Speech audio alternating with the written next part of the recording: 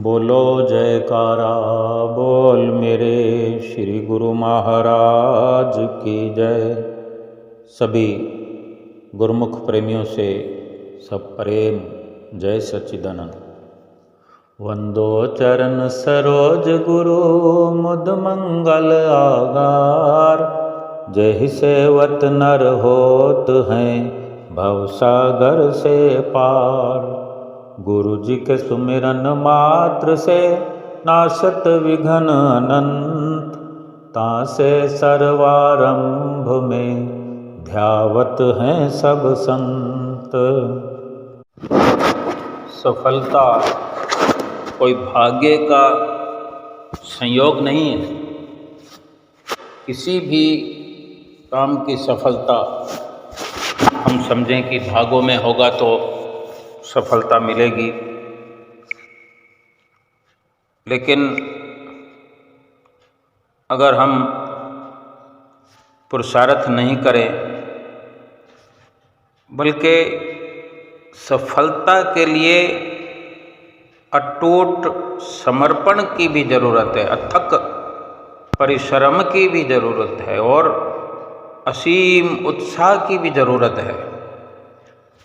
संसार के कार्य व्यवहार की नहीं हम चर्चा कर रहे हैं, क्योंकि संसार का जो व्यवहार है, संसार की जो कार्रवाई है, सांसारिक विचार हों, सांसारिक जो दुख हैं सुख हैं या सांसारिक सफलताएं हैं, वे बेशक प्रारब्ध का भागों का संयोग हो सकता है, लेकिन भक्ति और परमार्थ की सफलता जो है वो केवल अथक पुरुषार्थ, समर्पण और अपने उत्साह की जरूरत पर टिका हुआ है। निर्भर करता है कि हमारी कितनी समर्पणता है हमारे प्रदूषित वातावरण में। विरोधी जहर के बीज बो सकते हैं,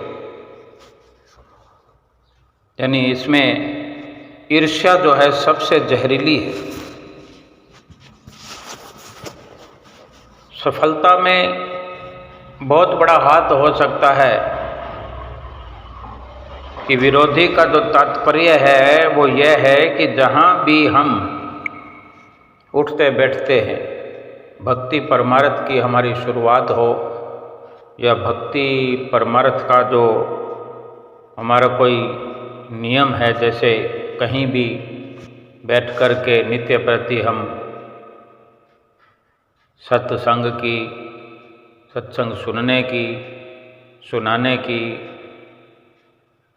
जो भी हमारी दिनचर्या हुआ करती है, समय समय पे वक्त वक्त पे जब कई लोगों के साथ उठना बैठना जहाँ होता है, यकीनन वहाँ पर ऐसे विरोधाभास पैदा होते हैं, और चाहे वो सही हैं या हमारा केवल ख्याल है या हमारी ऐसी सोच हो गई है, यानी वातावरण तो दूषित हो ही जाता है। हमारे विचारों का ही सही, कोई हमारे लिए कुछ न भी करता हो, लेकिन हमारे अंदर ही वातावरण ऐसा दूषित हो जाता है कि हम ऐसा सोचने लगते हैं। कहीं ना कहीं ईर्ष्या, द्वेष, राग साथ ही साथ पनपते रहते हैं। अपने आस पास के वातावरण को, आस पास के लोगों को हम ठीक करने का प्रयास शुरू कर देते हैं, उनको सही बनाने की कोशिश में लग जाते हैं, उनको सुधारने लगते हैं। ऐसा करने से हमारी शक्ति खर्च होती है, हमारी ऊर्जा बर्बाद हो सकती है, जो सफलता में मदद करने के बजाय बाधा बन सकती है। दूसरों की नकारात्मकता से बेखबर रहना और आत्म सुधार पर ध्यान केंद्रित करना एक बहुत ही अहम फैसला हो सकता है हमारे ही लिए। अगर किसी की नकारात्मकता हम देखते हैं कि वो इस तरह से कोई बोलता है या उसके इस तरह से विचार हैं, लगातार ऐसे किसी के विचारों पर अगर हम अपना ध्यान केंद्रित करते हैं तो हमारा ही नुकसान होता है। क्यों ना हम उनके विचारों पर अपना ध्यान लगाने के बजाय हम अपने आत्म सुधार का अपना कार्य जो है वो पूरा करें। हम किसी को बदल नहीं सकते। जिस रास्ते पे, जिस जगह पर, जिस जमघट में कुछ इस प्रकार से हमारी सफलता, पारमार्थिक या धार्मिक सफलता बाधित होती हो, उस जगह को तो हम बदल सकते हैं, उस रास्ते को हम बदल सकते हैं। हम अपनी भक्ति को बनाए रखने के लिए, लेकिन किसी और को बदलने का हम अपना ख्याल, अपना विचार छोड़ दें और केवल अपनी भक्ति पर ध्यान दें।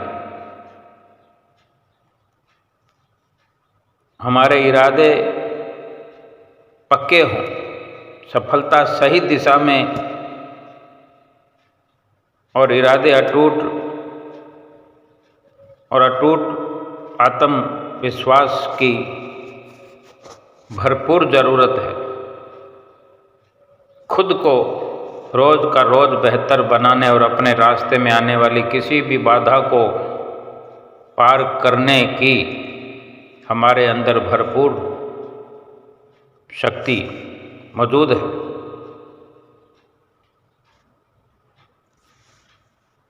भजन पर जैसे ही बैठते हैं हम, वैसे ही खाली उठ जाते हैं। बेशक ड्यूटी हो गई, समय हमने दिया। महापुरुष भी फरमाते हैं कि आप तो बैठो, वक्त दो, बाकी हम देखेंगे। लेकिन हम उनका पूरा इशारा समझें। वे ये भी समझाया करते हैं कि अपने विचारों को साफ सुथरा रखें। आज जो हमें दिक्कत, जो परेशानी हो रही है, भजन सुमरन पर बैठने का मन ही नहीं करता, दूर दूर तक विचार ही नहीं बनता। अगर कुछ उम्र हमारी हो गई है और कहीं भजन सुमरन करने का ख्याल आने लगा है, क्योंकि जब चारों तरफ से जीव, ये इंसान घिर जाता है, बेशक हम भक्ति की राह पर चलते रहे,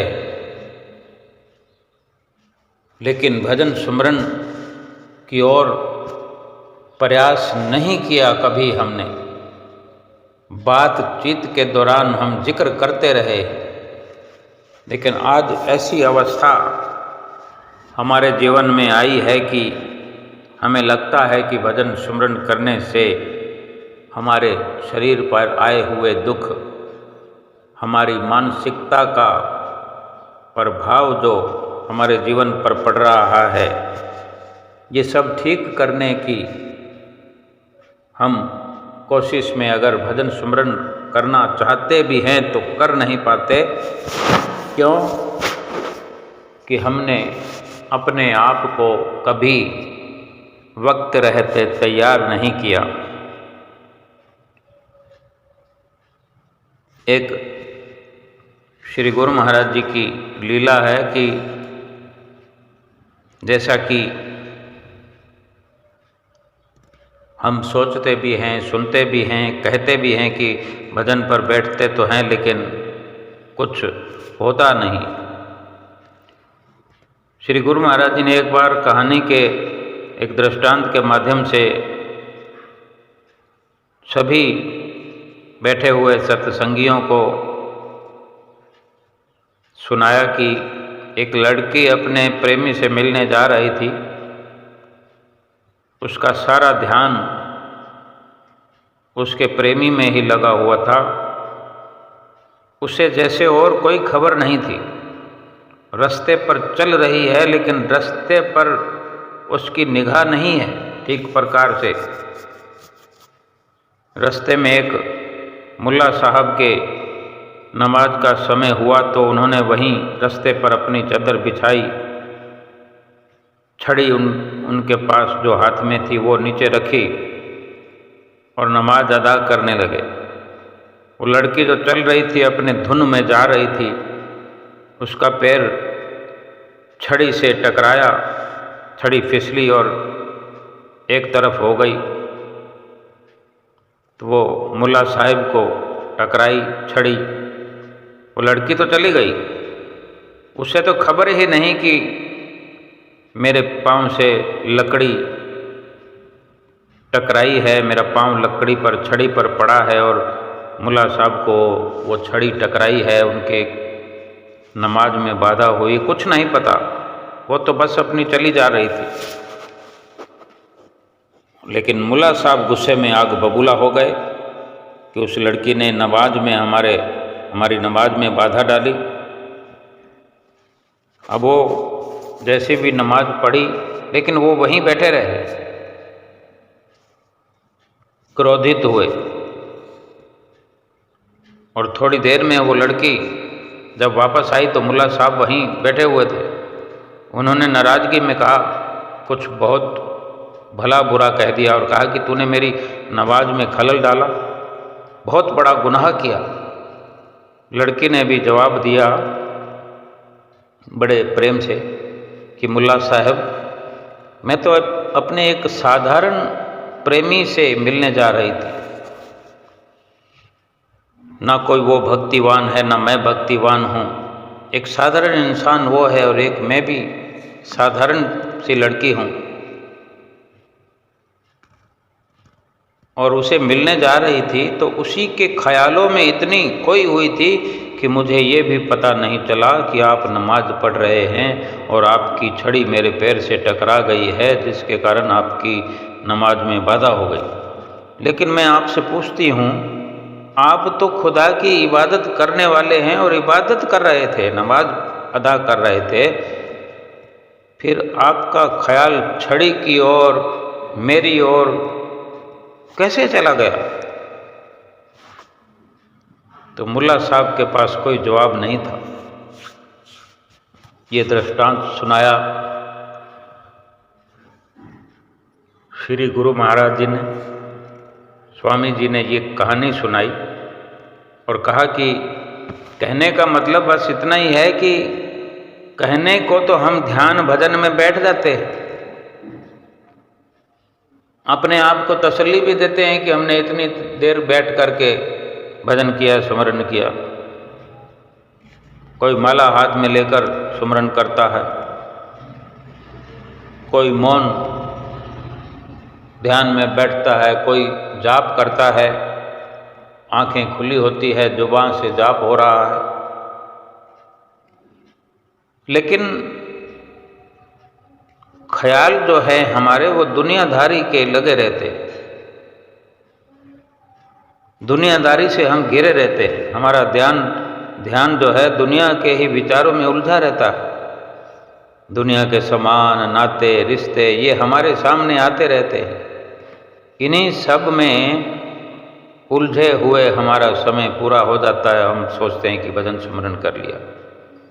कहने को बेशक हम भजन पर बैठे हुए होते हैं, ध्यान में बैठे हुए होते हैं, सुमरन कर रहे होते हैं, लेकिन सच्चाई तो यही है कि हम जैसे बैठते हैं वैसे ही खाली उठ जाते हैं।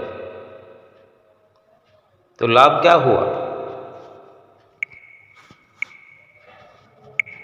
नाम तो हमने ले लिया, नाम की बख्शिश हम पर हो गई, पूर्ण सतगुरु हमें मिल गए, लेकिन हमने पूर्ण सतगुरु पर पूर्ण विश्वास तो किया ही नहीं। अगर हमें अपने सतगुरु जी पर पूरा विश्वास होता तो क्या हमारा ख्याल भटकता? इधर उधर हम भटकते, और हम खुद इधर उधर नहीं भटकते तो ध्यान भी हमारा नहीं भटकता। जिसको पूर्ण सतगुरु मिल गए हैं उन लोगों को फिर किसी चीज़ की ज़रूरत नहीं होती। किसी चीज़ की ज़रूरत नहीं होने का मतलब यही है कि फिर कहीं और जाकर इबादत करने की ज़रूरत बाकी नहीं रहती। जिसके जीवन में सतगुरु का आगमन हो गया है, जिसके ख्यालों में सतगुरु बसे हैं, जिसके ख्यालों में सतगुरु के वचन चलते हैं, जिसके ध्यान में सतगुरु की छवि बसती है, जिसके इर्द गिर्द आगे पीछे सतगुरु साया बनकर चलते हैं, उसके साथ चलते हैं, भला उसे किसी और इबादत की ज़रूरत क्या है? लेकिन हमारे पास थोड़े बहुत दुख आ जाते हैं तो हम भाग पड़ते हैं। उनका इलाज कराने के लिए कोई सयानों के पास, कोई ज्योतिषी के पास अपनी हाथ की रेखाएं, कोई जन्म पत्री लेकर, इस तरह से नाना प्रकार के हम यत्न करते हैं। लेकिन सतगुरु ने जो हमें नुक्ता बताया है, जो नाम बख्श करके हमें युक्तियां बताई है, उसमें लगने का, उनको अपनाने का हम यत्न नहीं करते, प्रयत्न नहीं करते। शरीर का अगर दुख है कोई तो डॉक्टर के पास जाना, दवाई कराना, इलाज कराना उचित है, क्योंकि शरीर पर बीमारी है, दुख है, शरीर की परेशानी है तो शरीर के डॉक्टर के पास जाना ही चाहिए और जाना ही पड़ेगा। लेकिन जो मानसिक बीमारी है, जो दुख जीवन में प्रारब्ध के अनुसार आए हुए हैं, जो दुख परेशानियां, कुछ मानसिकता की परेशानी है, कोई आर्थिक परेशानी है, हमारे प्रारब्ध में जो नहीं लिखा गया है वो हम किससे लिखवा सकते हैं? हम ऐसे ऐसे जतन करते हैं, टोने टोटके करते हैं, बाबाओं के पास चले जाते हैं। कोई अपनी दुकान पर हरी मिर्च और नींबू टांग देता है। अगर हरी मिर्ची और नींबू टांगने से कोई धनवान बनता हो या दुकानदारी बढ़ती हो, फिर तो बहुत सस्ता इलाज है कि थोड़े से पैसे खर्च करो और उसका कई गुना अधिक मुनाफा कमाओ। ये बेकार के ख्याल, बेकार के विचार एक सत्संगी को शोभा नहीं देते। सीधी सरल बात यह है कि हमें सतगुरु से जो नाम मिला हुआ है, नाम की बख्शिश हुई है, उसका इस्तेमाल हम किया करें। जो सतगुरु ने युक्ति बताई है उसको अगर हम रोज़ का रोज़ इस्तेमाल करें, पूरा अभ्यास करें, तो एक दिन ऐसा भी आएगा कि दुख भले ही हमारे जीवन में आकर पड़े रहें, खड़े रहें, हमें एहसास ही नहीं होगा कि कौन सा दुख हमारी राह में आया हुआ है। हमें खबर तक नहीं होगी। क्यों? कि हमारा ध्यान सतगुरु की सुंदर मनोहारी छवि में लगा हो, हमारे ध्यान में सतगुरु की छवि बसी हो, उनके वचन हमारे अंदर घर किए हो, और जो बार बार नित्य प्रति का भजन अभ्यास का हमारा नेम बन जाए, तो दुख तो आएंगे नहीं, अगर आएंगे भी सही तो हर दुख सूली का कांटा बन करके समाप्त हो जाएगा। एक बार श्री परमहंस दयाल महाराज जी पहली पातशाही गुरु महाराज जी के पास उन्हीं का एक सेवक आया और माथा टेक कर श्री गुरु महाराज जी से विनती करता है, कहता है कि स्वामी जी, मुझे तो बड़े दुखों ने घेरा हुआ है, आप मुझ पर दया ही नहीं करते। श्री गुरु महाराज जी ने मुस्कुरा कर फरमाया कि आप जरा दया शब्द को पढ़ो। ये जो दया का आपने उच्चारण किया है, इस दया के शब्द को उल्टा करके पढ़ो। इसको उल्टा उच्चारण करके बताओ कौन सा शब्द बना। तो सेवक ने कहा, स्वामी जी, उल्टा पढ़ने से तो याद शब्द बनता है। तब श्री गुरु महाराज जी ने फरमाया, क्या आप हमें याद भी करते हो? जब इतना गहराई से वचन हुए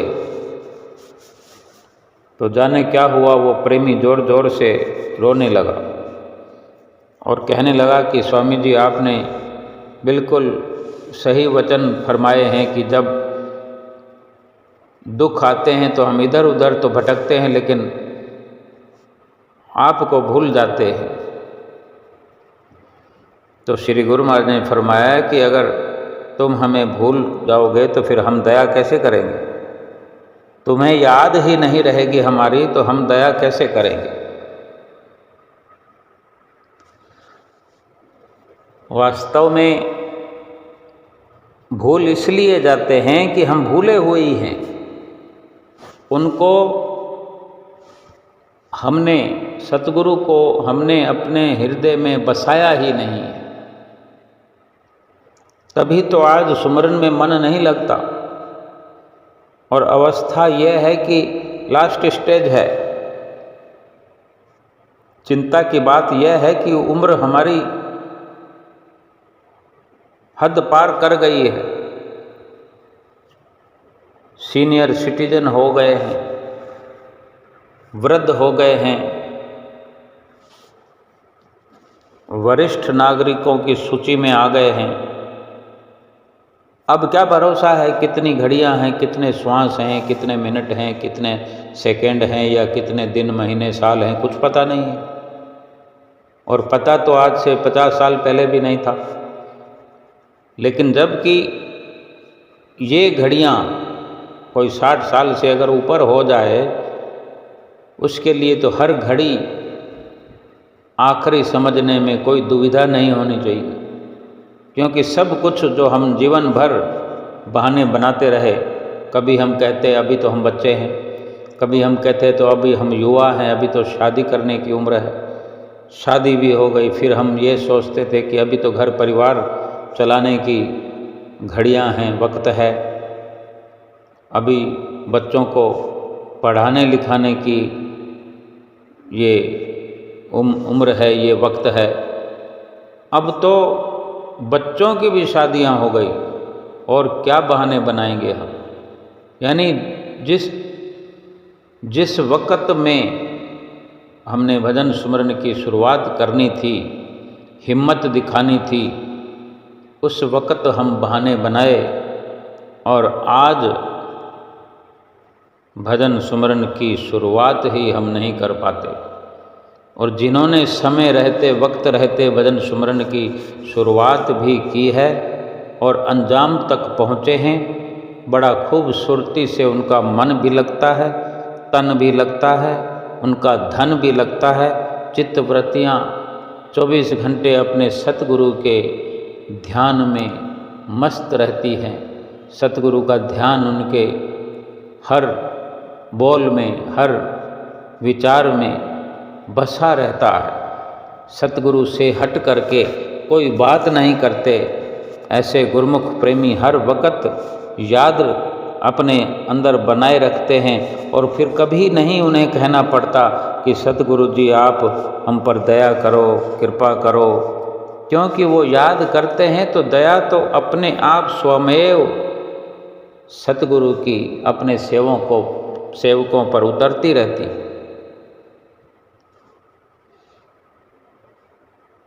हम ये भूल जाते हैं कि हमारे श्री गुरु महाराज जी तीनों लोकों के मालिक हैं।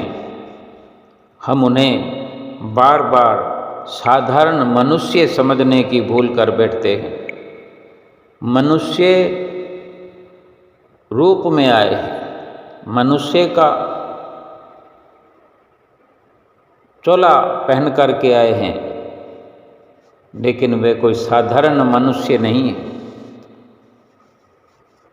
और हम जो सतगुरु के दर को छोड़ करके सतगुरु को अपना बना करके, सतगुरु से जो नाम की दीक्षा प्राप्त होती है, सतगुरु हमारे हो जाते हैं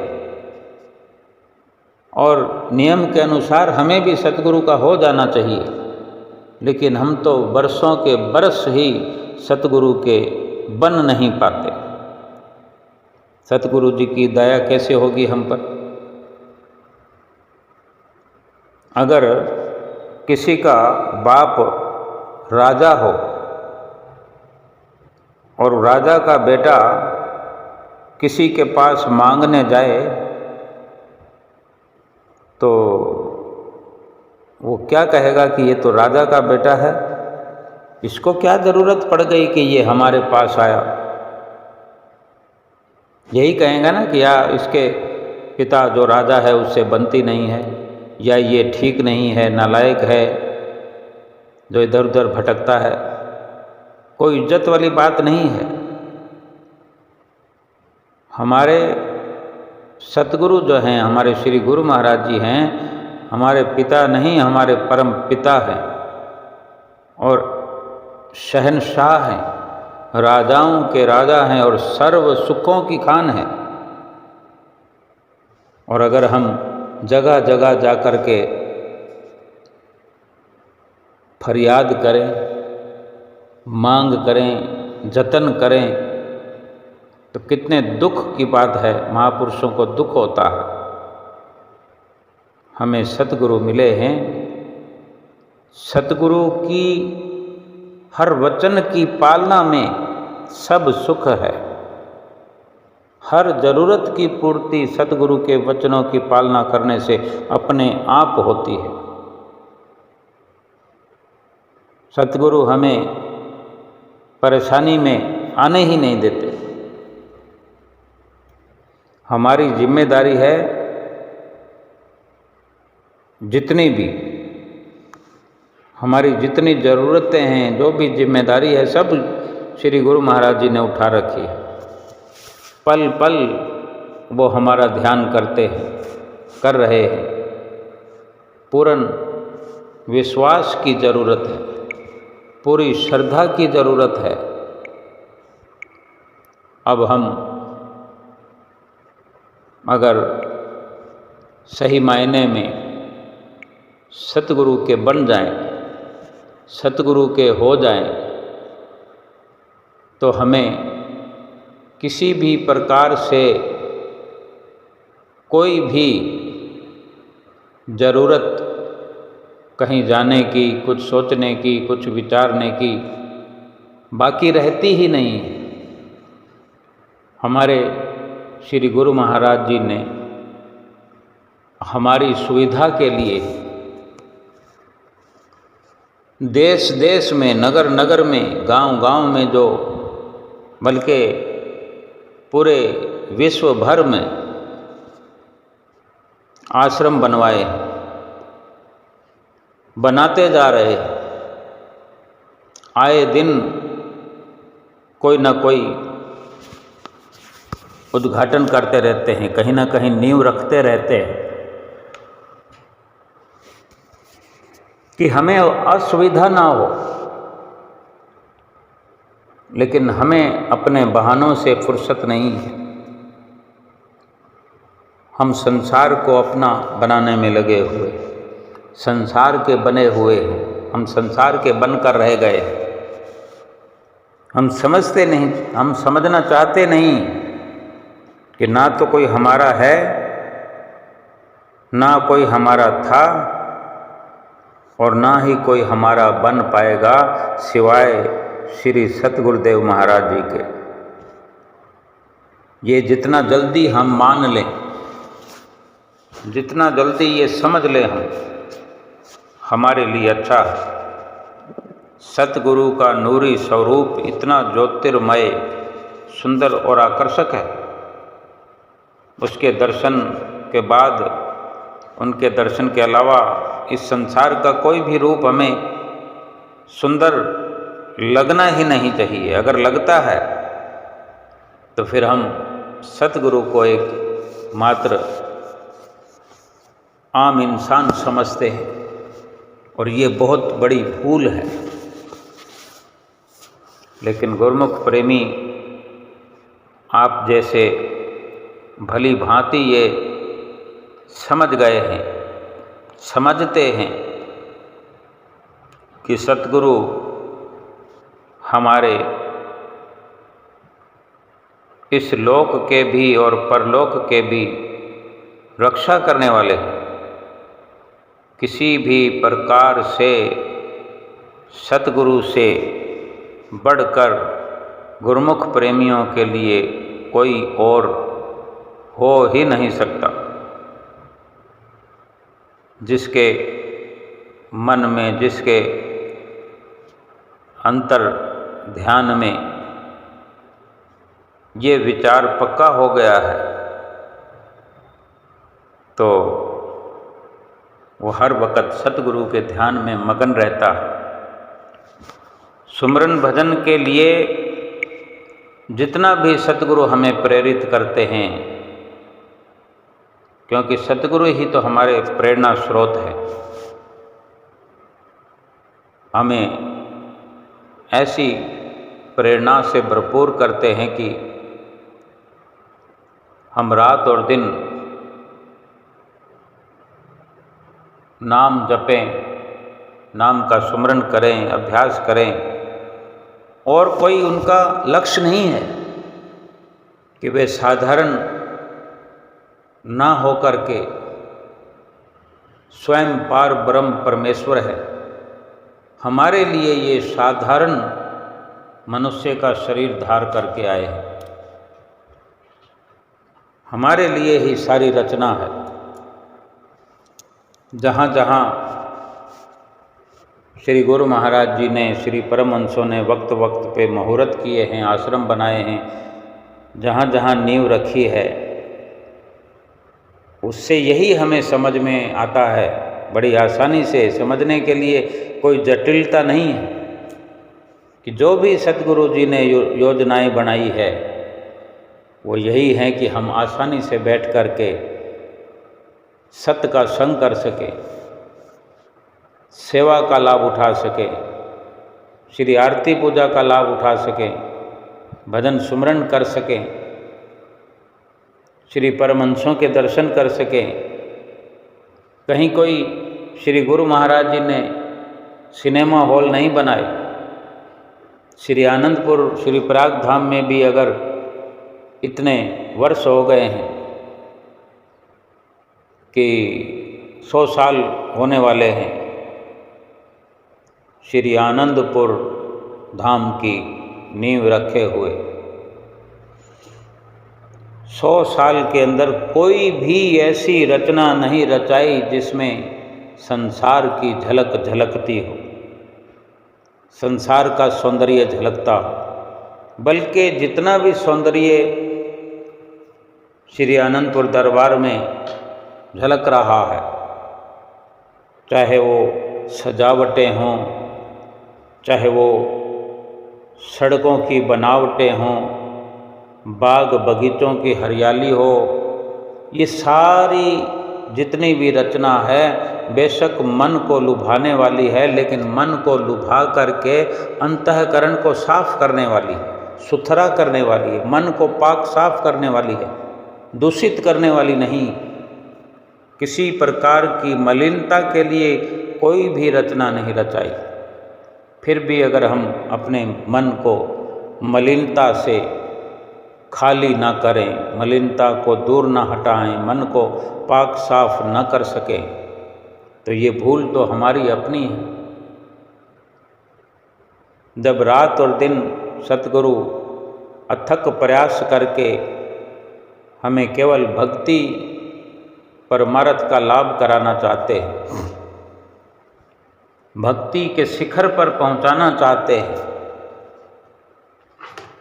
लेकिन हम बार बार बहाने बना करके संसार में रमने लगते हैं, भटकने लगते हैं। भटकना की ओर हमारा कदम चल पड़ता है। महापुरुषों को दुख होता है। हमारे श्री गुरु महाराज जी को बड़ा अफसोस होता है कि वे रात और दिन इतना जतन करते हैं हमारी आत्मा के सुख के लिए, शरीर के सुख के लिए, और हम भाग भाग करके इन सच्चे सुखों को छोड़ करके संसार के क्षणभंगुर सुखों की ओर आकर्षित होते हैं और फिर दुख उठाते हैं। जैसे फरमान है कि ये फल मीठे जहर भरे, सुख थोड़ा विपद घनेरी। ये संसार के जो दृश्यमान जो भी चाहे खाने पीने के सामान हैं, पहनने के लिए कपड़ा है, रहने के लिए मकान है, जितनी भी रचना है, महापुरुषों ने उदाहरण देकर फरमाया है कि ये संसार के जो फल हैं ये मीठे लगते ज़रूर हैं, लेकिन अंदर जहर भरा हुआ है। क्योंकि सुख तो लेश मात्र है, थोड़ा है। सुख की केवल परत चढ़ी हुई है, बाकी पूरा का पूरा अंदर दुख भरा हुआ है। दुखों से भरपूर है हर वस्तु, हर सामान। तो इनसे काम लेने की, संसार में रह करके संसार में चलने की, उठने की, बैठने की युक्ति सतगुरु बताते हैं। संसार में ठीक प्रकार से हम चल पाएं, व्यवहार कर पाएं, रहन सहन कर पाएं, इसीलिए ये 5 नियमों की रचना भी रचाई गई है कि 5 नियमों की पालना को अगर दिल से करेंगे, उससे पहले तो ये जरूरी है कि हमें विश्वास हो,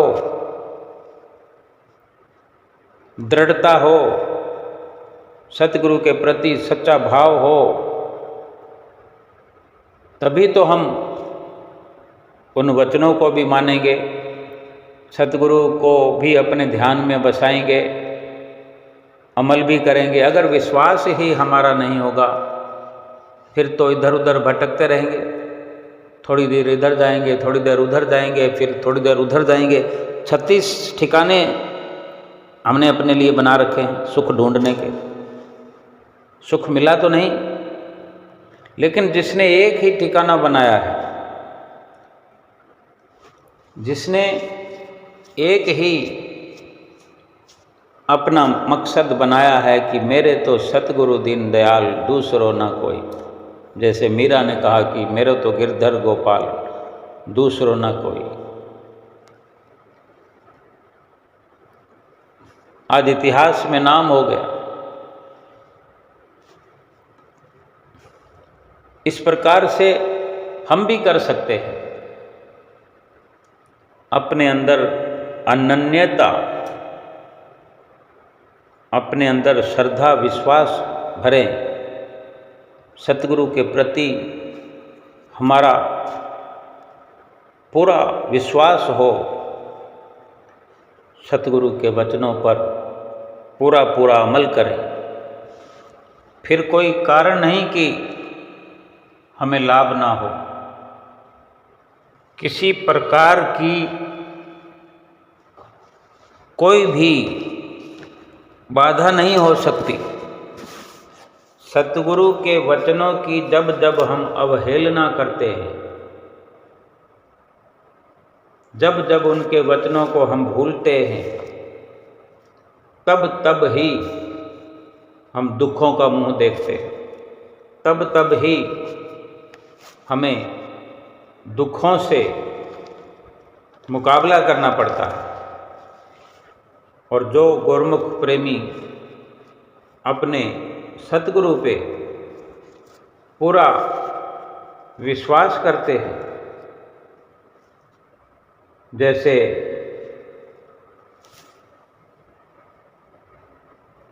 भीलनी,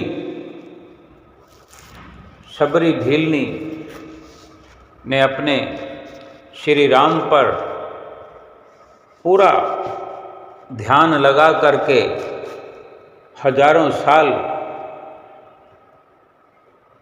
अपने हृदय के अंदर उनका ख्याल बनाए रखा, उनकी याद बनाए रखी, किसी और का ख्याल ही अपने हृदय में उसने नहीं आने दिया। तो आज इतिहास में उसका नाम हम पढ़ सुन करके अपने आप को सुखी महसूस करते हैं। ऐसे ऐसे भक्त संत जिनका इतिहास में नाम है, वो हमें ये इशारे करते हैं। उनके दृष्टांत इसीलिए लिखे गए कि दुनिया में हमेशा भगवान के प्रेमी भगत उनको याद कर करके भक्ति में महारत हासिल करें, भक्ति में लग करके भक्ति का सरमाया हासिल करें। इस लोक में भी हर पल खुशी प्राप्त करें, सुख प्राप्त करें। सुख क्या है, दुख क्या है, सत्य क्या है, असत्य क्या है, ठीक प्रकार से समझ करके पल पल अपने आप को भटकने से बचाएं। श्री गुरु महाराज जी ने अथक प्रयास करके जगह जगह पर सत्संग आश्रम बनवाए। गांव गांव में ये अवसर गुरुमुख प्रेमियों को प्राप्त है। सारी प्रकार की सुविधाओं से लैस ये आश्रम हमें इस जीवन को सफल करने के लिए पर्याप्त है। जहाँ भक्ति पर इतना जोर देते हैं सतगुरु, जहाँ भक्ति की इतनी ज़रूरत है, भक्ति पर कदम भी रखते हैं गुरुमुख प्रेमी, लेकिन साथ ही माया का भी जोर चलता रहता है। माया अपनी तरफ खींचती है। भक्ति के लिए सतगुरु हमें खींचते हैं, लेकिन अथक प्रयास तो हम ही को करना पड़ेगा। जो भागों पर छोड़ देते हैं कि भागों में अगर होगी, हमारे भाग्य में होगी, हमारे प्रारब्ध में होगी तो भक्ति हम कर लेंगे, भगवान करवा देंगे, भगवान की मौज होगी तो हो जाएगी। लेकिन हम फिर यहाँ पर बहुत बड़ी भूल कर देते हैं। ये भक्ति और परमार्थ की सफलता जो है कोई प्रारब्ध का या किस्मत का संयोग नहीं है। किस्मत में लिखा नहीं गया है कि कौन कितनी भक्ति करेगा। किस्मत में ये लिखा गया है कि किसको कितनी रोटी खाने को मिलेगी। किसको कितना बढ़िया रहन सहन मिलेगा, किसी को कोठी या झोंपड़ी मिलेगी, ये लिखा गया है। उसको तो हम संवारने में लगे हुए, झोंपड़ी को महल बनाने में लगे हुए, और महल से कहीं झोंपड़ी आती दिखाई देती है तो हम महल को बचाने में लगे रहते हैं, लेकिन बचा नहीं पाते। हमने अपनी आँखों से देखा होगा, अनेकों अनेकों को देखा होगा, और पहले से ही पता चलने लग जाता है कि फलां व्यक्ति का महल है, अब वो महल जाने वाला है और झोंपड़ी में उसकी शुरुआत होने वाली है, क्योंकि उसके कारनामे, उसके चिट्ठे ऐसे खुल जाते हैं। तो वास्तव में वो बहुत बड़ा हाथ किस्मत का, प्रारब्ध का होता है। लेकिन भक्ति परमार्थ में ऐसा, भक्ति परमार्थ की सफलता के लिए कहीं किसी तकदीर में नहीं लिखा गया। भक्ति कोई चाहे जितनी कर सकता है, हर कोई स्वतंत्र है भक्ति करने के लिए। जब हम भक्ति करने में स्वतंत्र हैं, सक्षम हैं, और सतगुरु ने जो हमें नाम की बख्शिश कर दी है, तो सतगुरु ने हमें एक आधार दे दिया है, हमें शक्ति से भरपूर कर दिया है, और निश्चित तौर पर हम भक्ति करने में सफल होंगे ही होंगे, ये आशीर्वाद दे दिया है।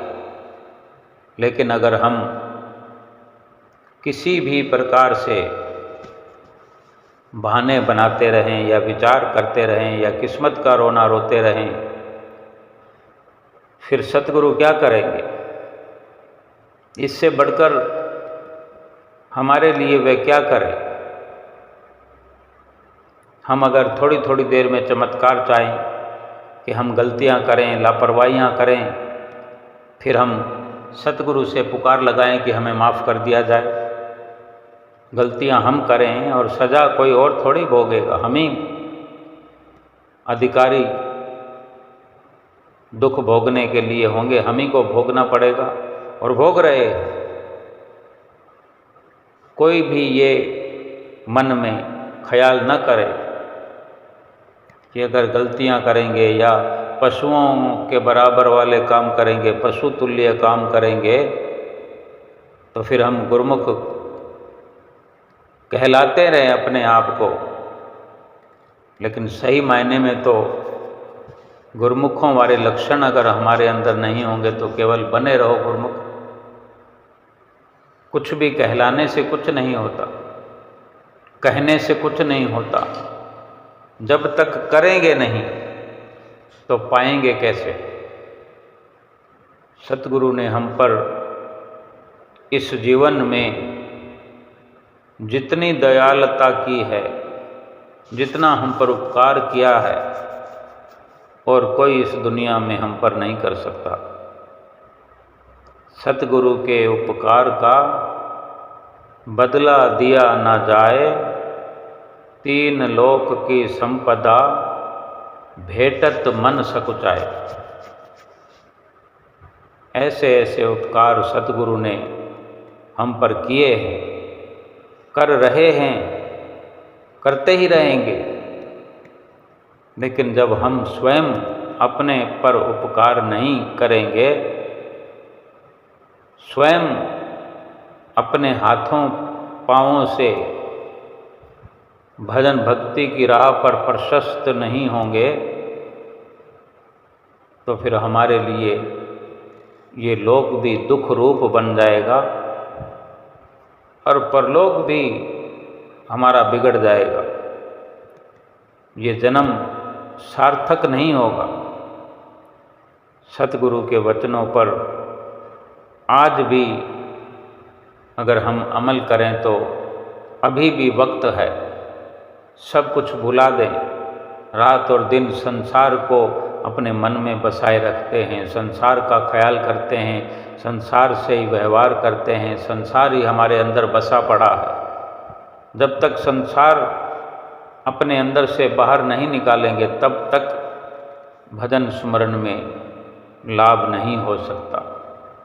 इसलिए संसार के ख्यालों को हटाना है तो नित्य प्रति भजन स्मरण करते रहो। भजन स्मरण करते हुए सतगुरु का ध्यान पक्का करते हुए सतगुरु की वाणी को अपने हृदय में धारण करते हुए सतगुरु का ध्यान हर वक़्त अपने अंतर मन में बसाते हुए रोम रोम में सतगुरु का ध्यान करते हुए ये लोक भी सुखी करें और हम अपना परलोक भी सुहेला करें। बोलो जयकारा बोल मेरे श्री गुरु महाराज की जय।